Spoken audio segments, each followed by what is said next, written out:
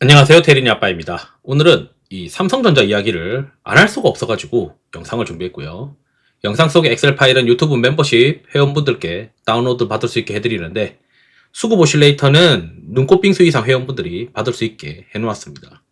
그리고 비공개 텔레그램 채널에는 라떼 이상 회원분들은 그냥 참여 가능하게 회원 전용 게시물에 주소를 올려드리고 있습니다. 영상이 도움되셨다면 구독, 좋아요, 알람 설정도 부탁드리겠습니다. 다만 유사투자문 법령으로 인해 댓글 기능은 정지해 놓았음을 양해 부탁드리겠습니다.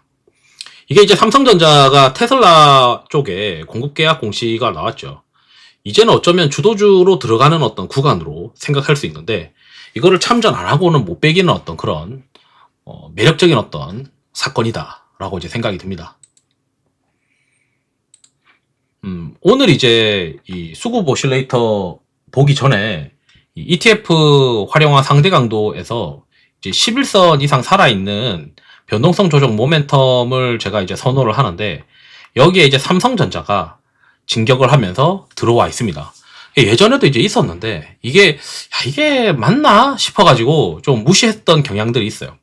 근데 오늘 이제 공급 계약 공시가 딱 터졌고 공급 계약 공시는 뭐 텔레그램에도 돌아다니고 있고 뭐 시장에서 이제 그 공급 계약 공시로 이제 보실 수 있는데 우선 좀 더 구체적인 이야기는 7월 31일 날 오전 10시에 기업 설명회를 하는데 뭐 이미 고객사가 이미 어느 정도 공개되어 있는 상황이니까 이 컨퍼런스 콜에서 좀 더 자세한 이야기들 그리고 가능성 있는 이야기들을 많이 해주지 않겠냐 이렇게 생각이 듭니다.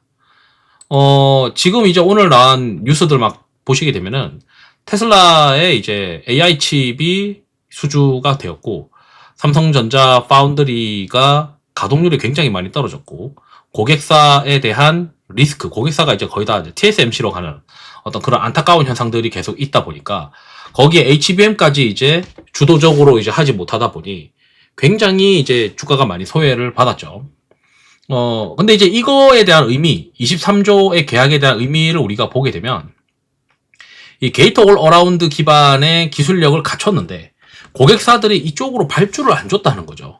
그러니까 시장에서는 야 이거 돈만 때려놓고 감가만 계속 발생하는데 매출은 없네? 굉장히 이제 어려운 상황이다. 그리고 이 기술이 정말 괜찮은 거냐 거기에 대한 어떤 의문이 있었는데 이번에 테슬라의 어떤 공급 계약으로 시장에서는 이제는 GAA 기술이 다른 어떤 고객사들로 확대될 수 있는 가능성을 좀 보여줬구나.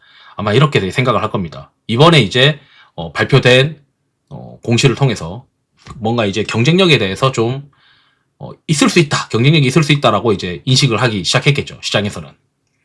그래서 이제 이 하반기에 이제 HBM까지만 좀 잘 되면은 시장에서는 좀 더 긍정적으로 볼 것 같은데 여기에 이제 주식쟁이가 뭐 기술이 어떻고 이게 왜 했고 테슬라가 왜 이걸 했고 테슬라가 이걸 할 수밖에 없었고 뭐 이런 이제 끼워 맞추기식 얘기보다는 일단 발생하는 현상을 가지고 우리가 고민을 해야 되는데 첫 번째는 수급이 비어져 있느냐. 제가 봤을 때 수급이 비어져 있어요. 이게 날짜가 지난주 금요일 날 기준인데 오늘 아마 수급이 좀 더 비어져 있는 상태에서 이제 채워지기 시작할 가능성이 있습니다.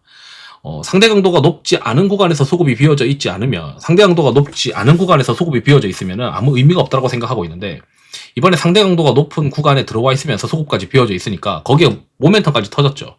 그럼 시장에서는 이제 좀 긍정적으로 볼 텐데 밸류가 이제 어떻게 되느냐 이런 이제 삼성전자는 밸류를 좀 봐야 되는데 여기서 이제 보시게 되면은 이 PBR 밴드가 있어요. PBR 밴드 여기 이제 PBR 밴드를 고려해서 보시면은 예전에 이제 삼성전자가 이 파운드리 사업이 그래도 좀 될 때 이게 우리가 역사 공부잖아요. 주식이라는 게. 그러면은 이제 간단하게 우리가 보면 예전에 파운드리가 그래도 좀 잘 나갈 때 이번에 이제 공급 계약 공시를 통해서 새로운 어떤 그 전환점을 좀 가지고 있다면 예전에 파운드리가 잘 나갈 때 멀티플이 얼마였을까?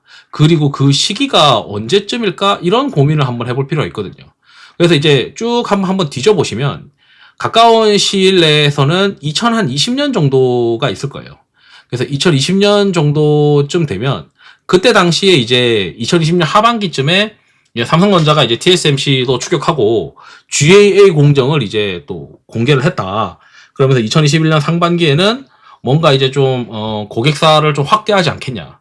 그때 당시에 이제 요게 지금 눈에 다 보이지 않는데 이게 2021년도 이제 상반기쯤까지가 이제 최대 밸류에이션이었고 2020년도 하반기에도 대략 한 PBR이 1.6배에서 한 1.9배예요. 그래서 이제 이 시크리컬한 그 반도체의 경우에는 보통 맥스 2배 그리고 최하 밸류에이션은 1배 여기서 이제 왔다 갔다 하다가 이제 하이닉스 같은 경우는 HBM에 등이었고 HBM은 좀 굉장히 시크리컬하지 않고 오히려 조금 덜하다 메모리보다 그러면서 멀티플이 2배 이상까지 이제 프리미엄을 받게 된 거고 삼성전자는 파운드리도 안 돼, TSMC도 안 돼, TSMC 파운드리도 안 돼, HBM도 안 돼. 그러다 보니까 멀티플이 이제 쪼그라들 만큼 쪼그라들었고 심지어는 밸류에이션 PBR이 1배가 깨졌던 거죠.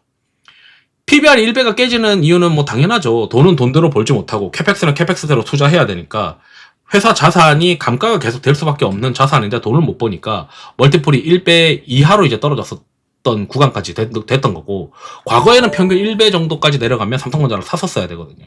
근데 이번에는 시장이 자신이 없었던 거죠. 왜냐하면 돌아서는 모습들이 보니까 파운드리도 안 돼. 거기다 HBM도 제대로 못 해.